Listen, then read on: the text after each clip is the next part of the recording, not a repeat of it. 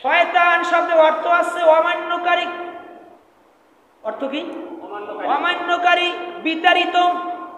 ও আল্লাহর কথা অমান্য করেছে আরবিতে, এই জন্য কোরআনের পাকে কোরআনুল কারিমে এই শব্দটা আসছে শয়তান নামে।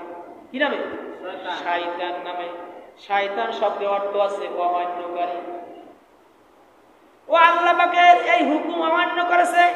আমি দুইটা কিতাবে দুই রকম পেয়েছি যে শয়তান 6 লক্ষ বছর ইবাদত করছে। কত বছর? 6 লক্ষ বছর। আরেকটা হাদিসে আমি পেয়েছি 70,000 বছর ইবাদত করেছে।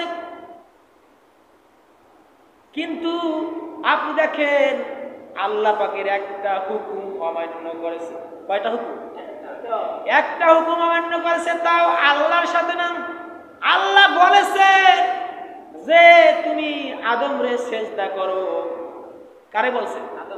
আল্লাহ তো কয় না যে আমার সেজদা করো। আল্লাহ পাক বলেছেন যে তুমি আদম রে সেজদা করো। আদম রে সেজদা করবে, এই কথাটা শয়তান মানতে পারলো না। ও মানলো না কেন? তারও অনেক কাহিনী আছে, অনেক ঘটনা। কেননা আল্লাহ পাকের সৃষ্টির রহস্যর ভিতরে ওই শয়তানের চাইতে কেউ বেশি জানে না। আর আল্লাহর সাথে ওই শয়তানের সাথে আল্লাহ পাকের সাথে তার একটা ভালো একটা সম্পর্ক ছিল। ও ছিল 2 লক্ষ, কিতাবে আসছে তার চেয়েও বেশি ফেরেশতাদের মুআল্লিমুন ছিল, একজন শিক্ষক। কি ছিল? একজন শিক্ষক, একজন ওস্তাদ ছিল। আল্লাহ পাক এমন বলেছেন যে তুমি এই ফেরেশতাদেরকে প্রশিক্ষণ দিবে, যাবতীয় ইলম কালামের ইসলামের বিধিবিধানের প্রশিক্ষণ দিবে। কিন্তু প্রশিক্ষণ দিয়েছে ওই লোকটা, অর্থাৎ ওর নাম ছিল আজাজিল। ওর নাম ছিল কি? আজাজিল।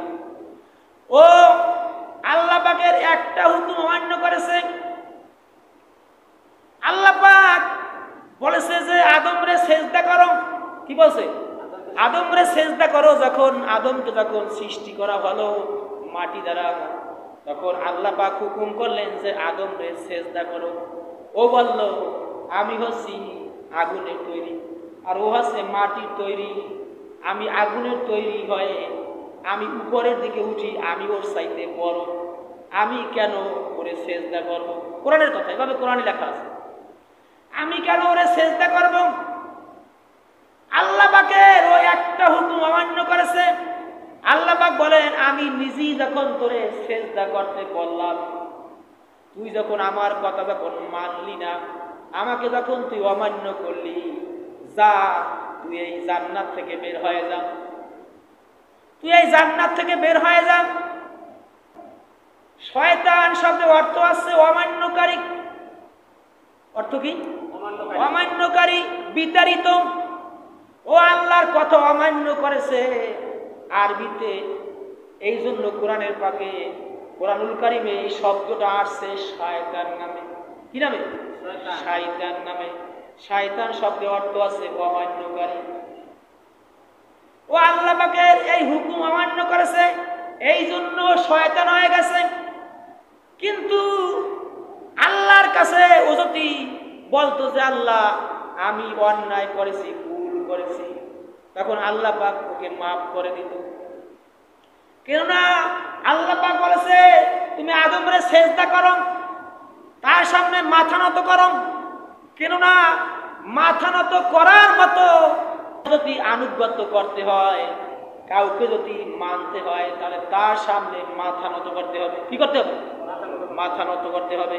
কারণ মাথা নত করার মাধ্যমে বোঝা যায়, প্রমাণিত হয় যে ও আমাকে অনুসরণ করে।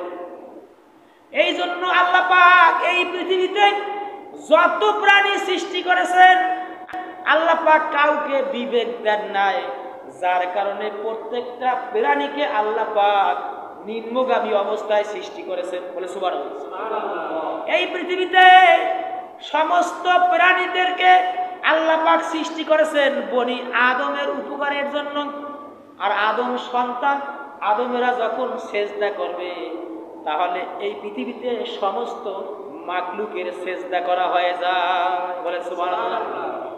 এই শয়তান একটা হুকুম অমান্য করেছে, যার কারণে ও শয়তান হয়েছে, ও আল্লাহ পাকের হুকুম থেকে বহিষ্কার হয়েছে। আল্লাহ পাক ওকে নিষেধাজ্ঞা করে দিয়েছেন, ও কঠিন কালেও আল্লাহ পাকের রহমত পাবে না, জান্নাত পাবে না।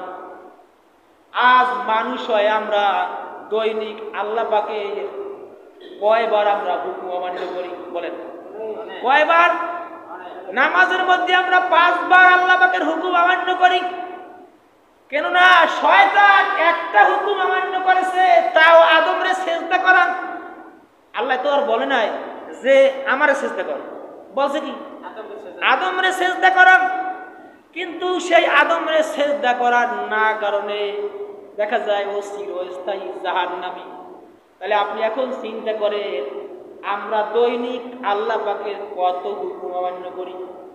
এখন আপনি চিন্তা করেন যে আপনি কোন জায়গায় যাবেন, জান্নাতে যাবেন না জাহান্নামে যাবেন? আল্লাহ পাক মানুষকে বিবেক দিয়েছেন। এই পৃথিবীতে কোন মাখলুককে আল্লাহ পাক বিবেক দেন নাই, মানুষকে আল্লাহ পাক বিবেক দিয়েছেন। আর এই বিবেককেই প্রশ্ন করা হবে। বিবেক কিন্তু আপনাকে যখন মুয়াজ্জিন আযান দেয়, বিবেক কিন্তু আপনাকে নাড়া দেয় যে ডাক দেশে মসজিদে যান, কিন্তু আপনি মসজিদে না গিয়া তারপরে দেখা যায় এখান থেকে আপনি আমুয়া চলে যান। এই যে বিবেকের পরিপন্থী কাজ করেছেন, এই জন্য আল্লাহ পাক আপনাকে জাহান্নামে দেবেন, শাস্তি দেবেন।